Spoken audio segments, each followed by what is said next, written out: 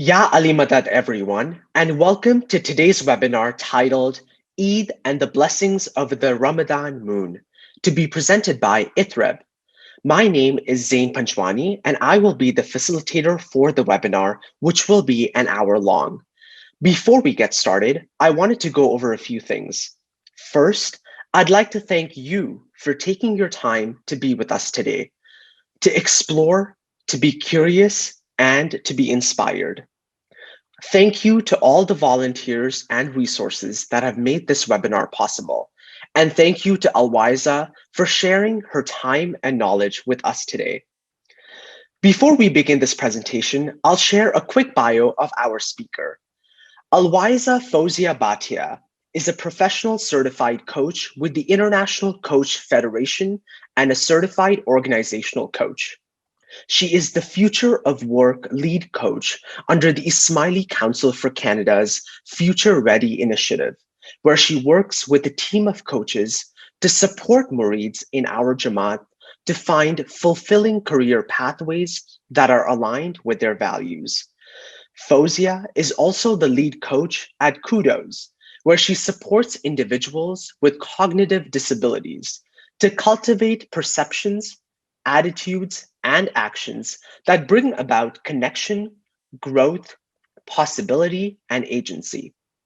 Fawziah is passionate about brain-based coaching and recently completed a certification in applied neuroscience. Prior to coaching, she worked in actuarial consulting for over a decade at Mercer and Aon. Fawziah is a mindfulness practitioner, lifelong learner, and motivational speaker. She has been an Alwaeza for 11 years. So without any further ado, here is Alwaeza Fawziah Bhatia.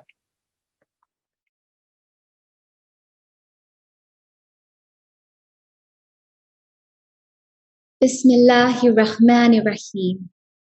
Ya Ali Madad, I'm grateful to be here today to share some insights on our upcoming Eid, which is just a few days away, Eid-al-Fitr, and to reflect together on this blessed month of Ramadan.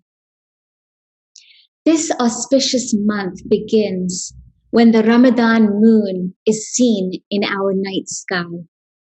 On sighting of the new moon, our beloved Prophet Muhammad, may peace be upon him and his progeny, used to say this prayer: O God, show us this new moon for our happiness, faith, peace, and Islam.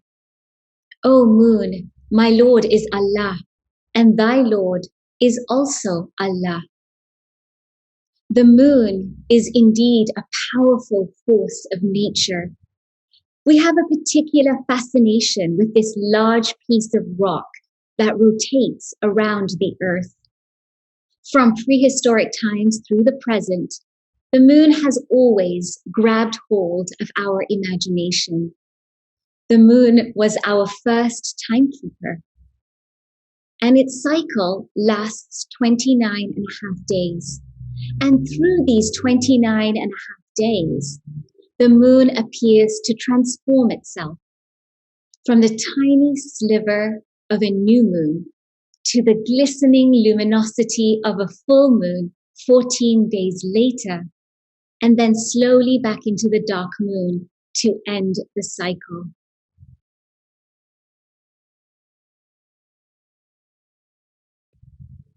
It is important to remember, though, that the moon is a reflection.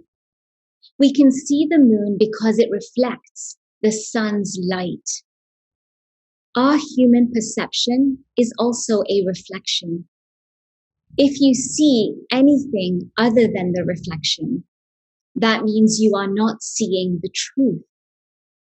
Any perception is actually a reflection. And as reflection is the nature of the moon, The deeper perceptions of life have always been symbolized with the moon. So moonlight and mysticism are connected in many ways. Mawlana Rumi tells us, there is a moon inside every human being. Learn to be companions with it. Give more of your life to this listening. Today, in this Facets of Faith, let us ask ourselves, how can we devote more of our time to listening? What are we even listening for? And what is perception versus reality? You may have heard of Plato's allegory of the cave, which examines the nature of perception versus reality, belief versus knowledge. The following story is similar to the one that Plato wrote. It is taken from our very own BUI curriculum, This Mysterious Universe, Primary 4, Book 3, and it is called The Shadowlanders. The Shadowland was in a cave, far below the surface of the earth. The Shadowlanders, the people who lived in the cave, did not know anything about the world that existed above them. They knew nothing of sunshine or moonlight, flowers or trees or colors. The Shadowlanders had lived in the cave for as long as they could remember. The Shadowland was all they had ever known. In the cave, there was a faint glow which cast shadows on the walls. The shadows seemed to move with a life of their own. When the people heard sounds in the cave, they thought that the shadows were making the sounds. They believed the shadows were living things. One day, a wise man visited the people in the Shadowland. He knew all about the world beyond the cave. He wanted to help the Shadowlanders learn more about this world. There is more to the world than the shadows you see, the wise man said. If you will let me guide you, I will lead you towards the light. The people were puzzled when they heard the wise man's words. What is this thing he calls light? They asked each other curiously. Some of the Shadowlanders wanted to learn more from the wise man. Let us follow him, they decided. He will help us to learn about the light. The path leading out of the cave was not an easy one. Much of it was a steep climb, but the guide was there all along the way, leading and assisting the people. If someone stumbled, he went to their help. If someone felt like giving up, he encouraged them to find the strength to continue. At last, the people reached the end of their journey. They stood at the mouth of a tunnel, leading out into the sunlit world. One by one, helped by the guide, the people stepped out of the tunnel into the sunshine. Each person was completely dazzled by the bright light. The Shadowlanders had to close their eyes because the brilliance of the light hurt them. They had never seen such brightness before. Gradually, their eyes adjusted to the light. They marveled at the sights and colors around them. This light is truly wonderful, they said to the guide. If only we had known about the light, we would have seen the Shadowland in a different way. Finally, the people saw the sun itself. They were so amazed by its glory and majesty, they could not say a word. For the whole of their lives, they had lived in the darkness of the Shadowland. Now they were looking at the greatest light they had ever seen. A beautiful story from our BUI curriculum with deep meaning. This story teaches us that as we think more about our spiritual lives, Our knowledge about ourselves begins to deepen. As we reflect on the deeper meaning here, the cave is like the world of the senses. It is based on what we can touch, see, smell, hear, and taste.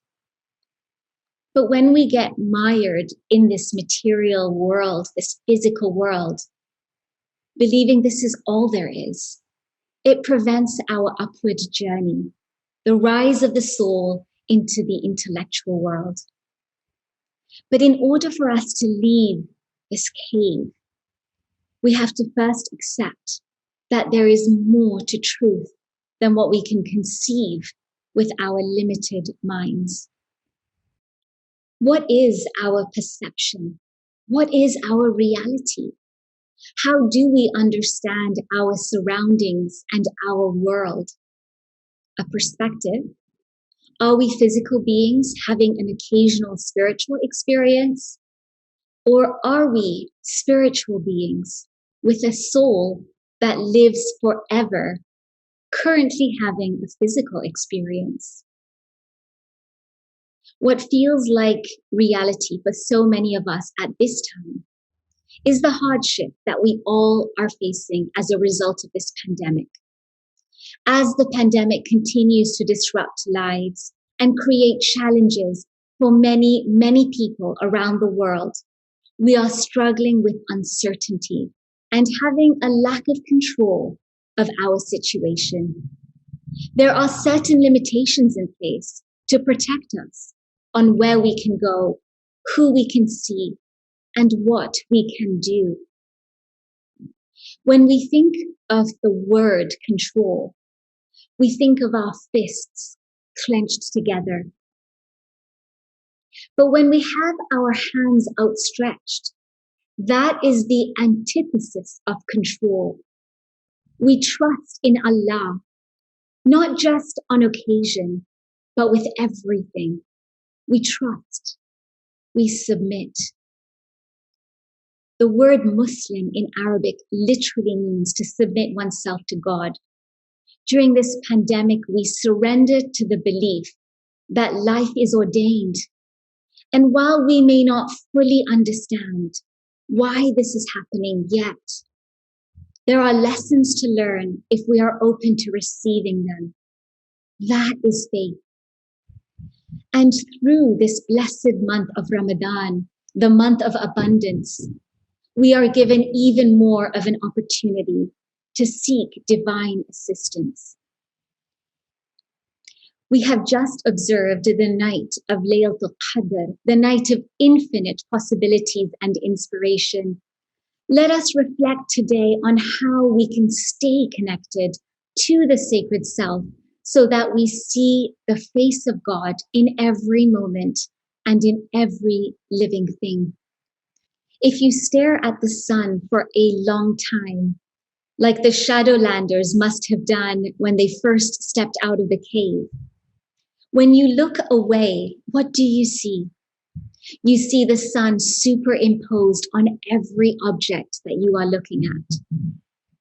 Master Eckhart, who was a German mystic of the 13th century, offers a beautiful analogy that the longer and the more deeply we gaze at the beauty of the divine reality, that face of God, which the Quran tells us is there everywhere, is within ourselves.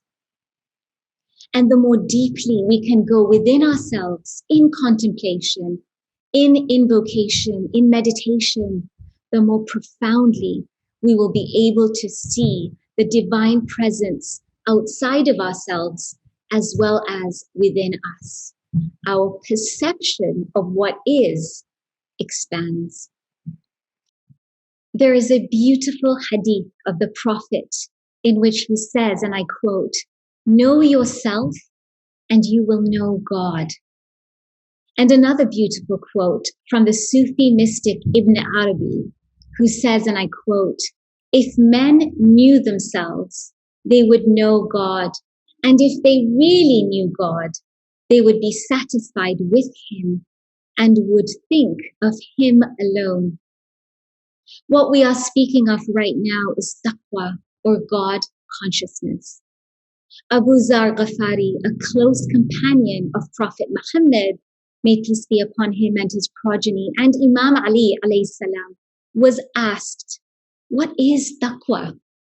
He answered, "If you tread on a path that is full of thorns, a narrow path, how careful are you? Careful with your every step, with your body, so as not to get scratched by the thorns on either side. You are constantly diligent." In our namaz that we will recite on Eid, we say, "Biholillahi wa quwwatihi aqumu wa aqud."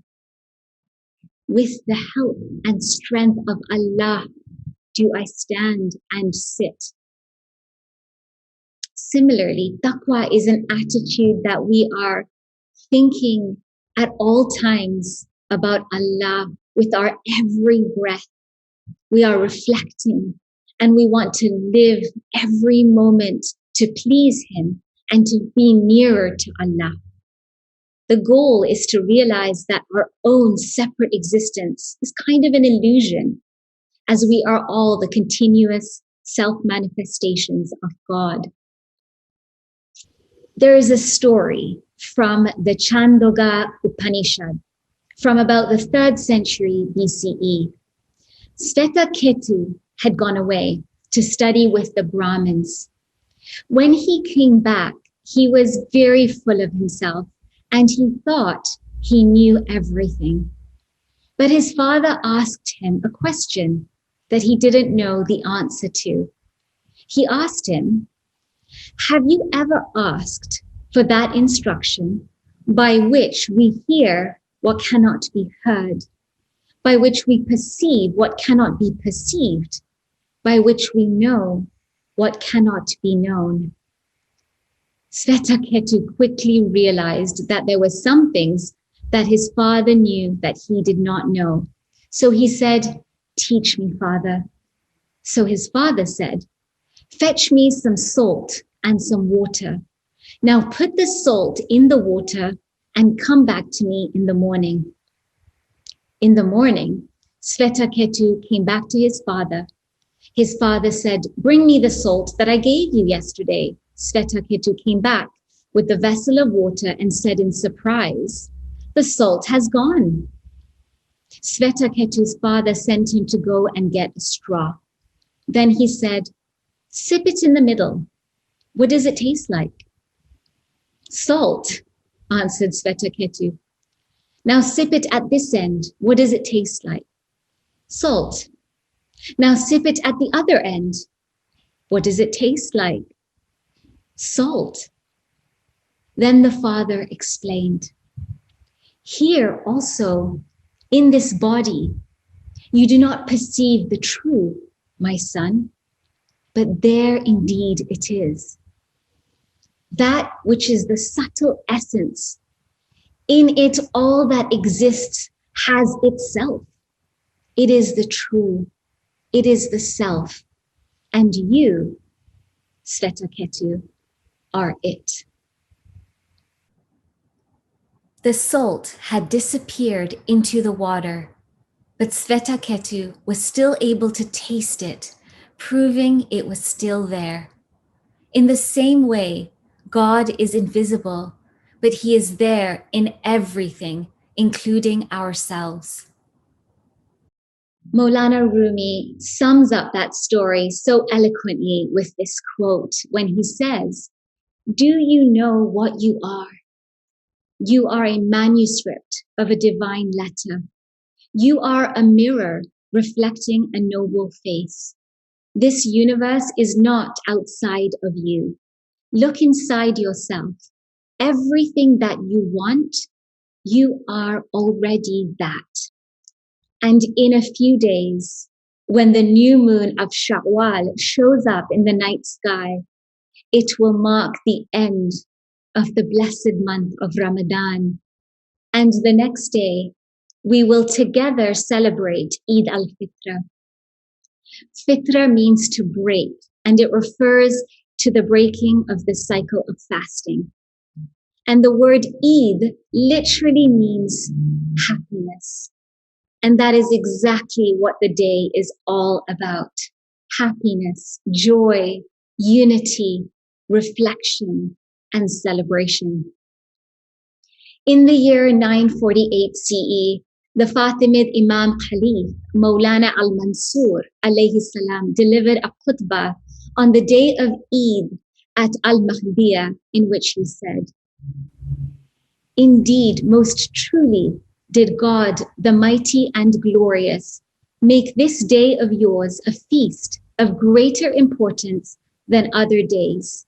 He seals with it a month more excellent than other months."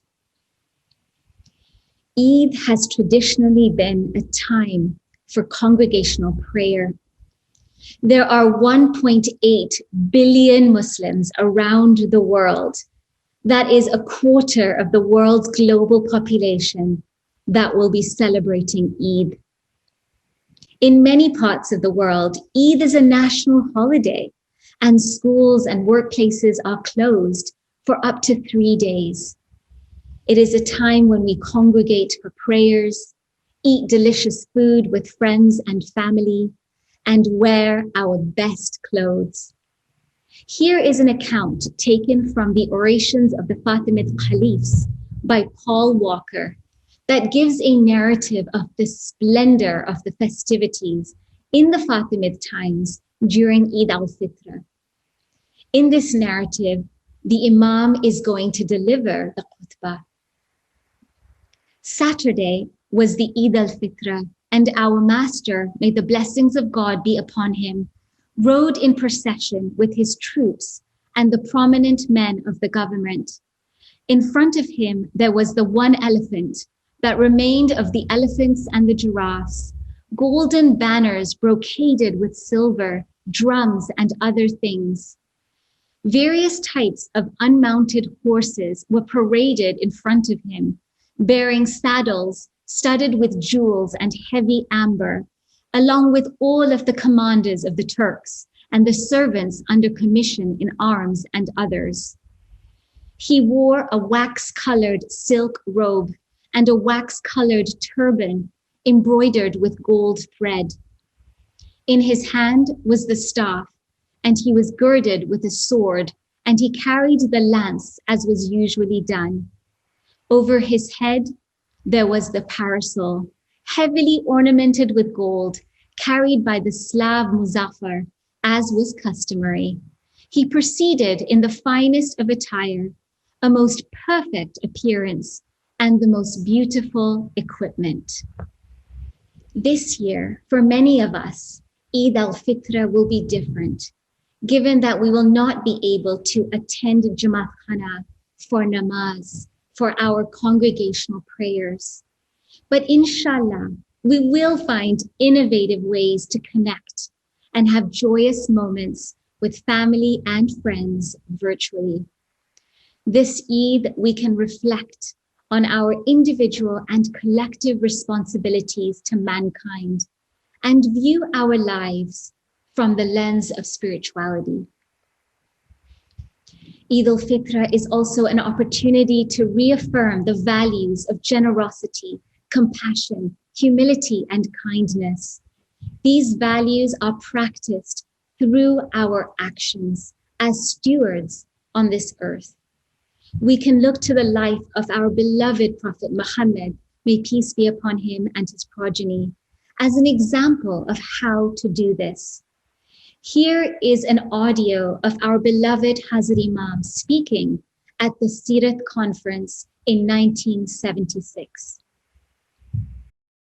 The Holy Prophet's life gives us every fundamental guideline that we require to resolve the problem as successfully as our human minds and intellects can visualize.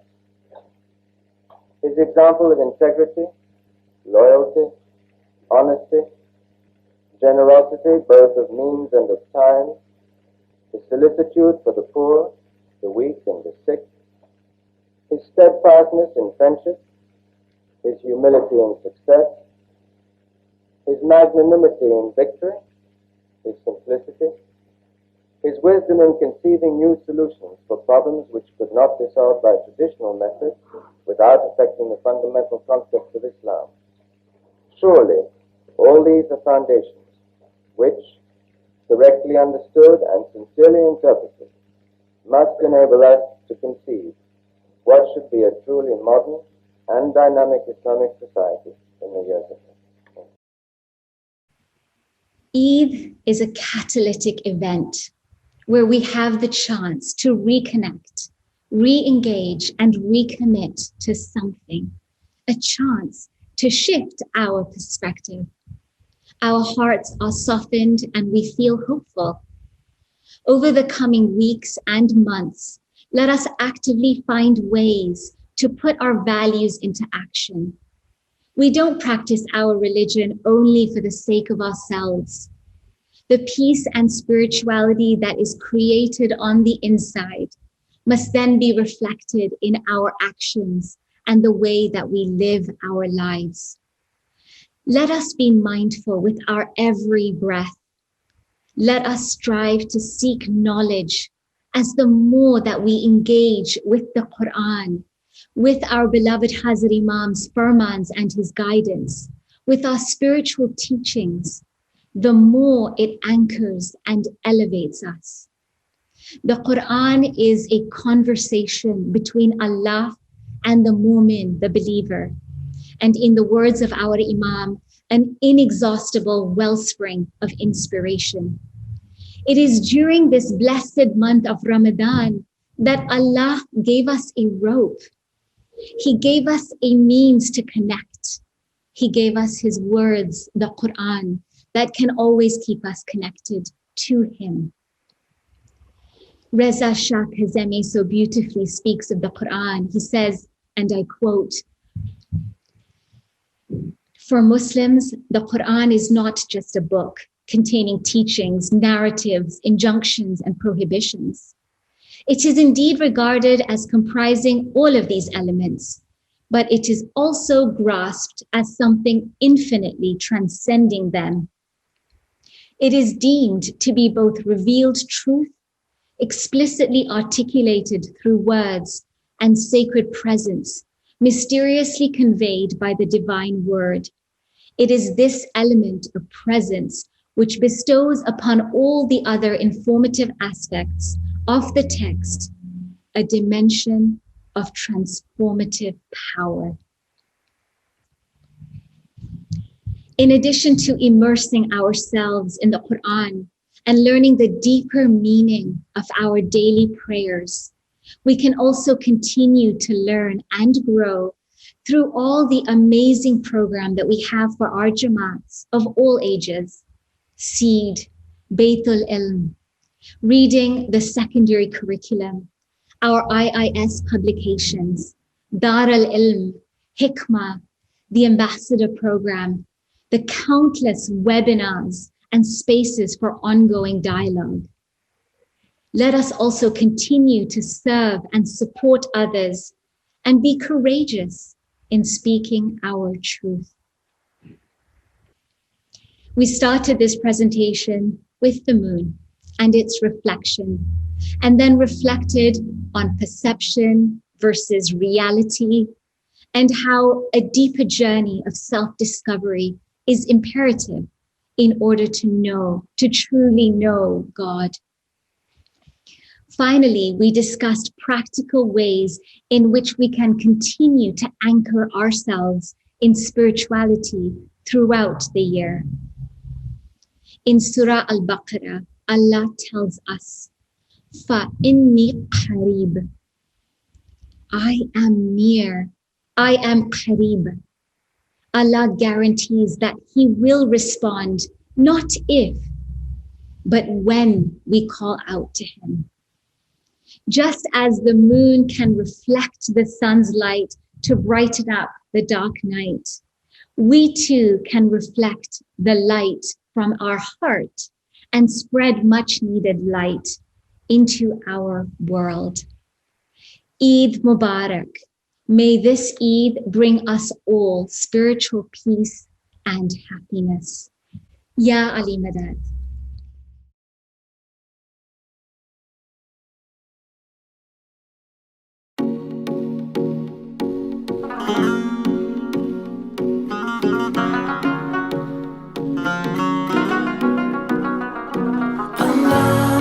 the sky, Allah made the sea, Allah made everything, Allah made you and me.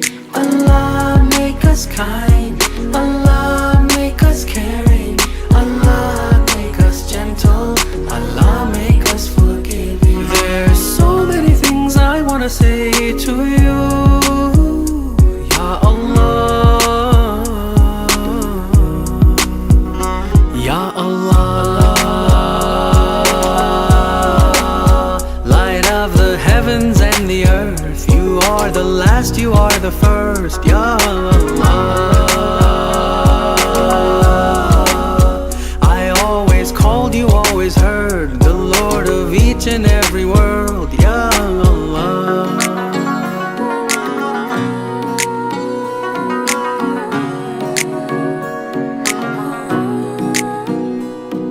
Allah make us wise, Allah make us giving, Allah make us strive for the way we should be living. You are the one that we seek.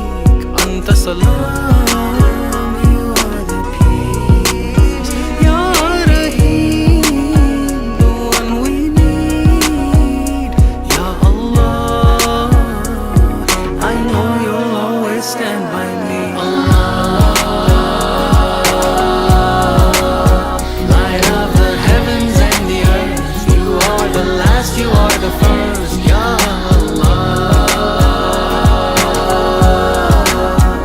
I always called, you always heard, the Lord of each and every world, Ya Allah. Ya Allah, Ya Khudaya. अव्वल तू, आखिर तू, ظاهر तू, باطن तू.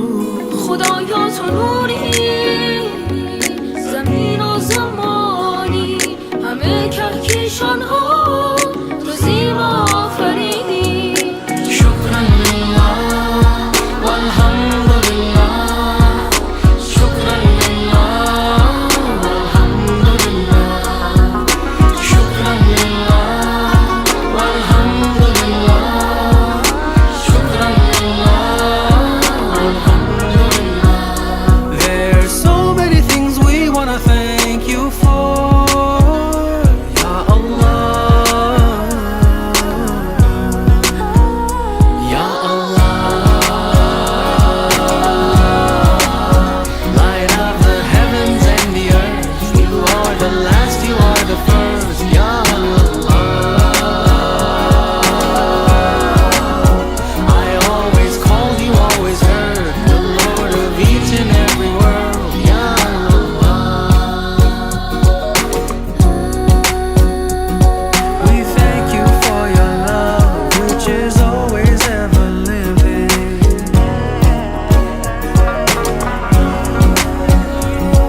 Help us to make the most of the blessings we've been given.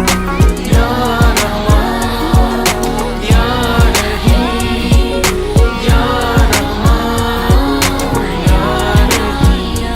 You are the one that was, you are the one that is, you are the one that'll always be. Ya Rahman, Ya Rahim, Ya Rahman, Ya Rahim. Eid-al-Fitr Mubarak. તમને બધાને મારા તરફથી ઈદ મુબારક. Eid Mubarak para todas as famílias do mundo. Wishing you all happy Eid Mubarak. Eid Mubarak to all the Jamaat members around the world. Eid Mubarak. Eid Mubarak. Eid Mubarak to my brothers and sisters around the world. Eid Mubarak to all. والحمد لله، شكرا لله والحمد لله، شكرا لله والحمد لله، شكرا لله والحمد لله. We ask that the audience takes the time to fill out the survey that is available on the link below. If you are joining us via YouTube, please click on the survey link in the description tab below the video, which will route you back to the II Canada page for this webinar, where you can click on Share Your Feedback found under the title. Finally, I'd like to remind everyone about the access line that allows you to access resources, information, or assistance of any type. The number is 1-888-536-3599. You can also visit iicanada.org for further information on how to contact the access line. Thank you so much for joining us. My name is Zain Panjwani. Ya Ali Madad.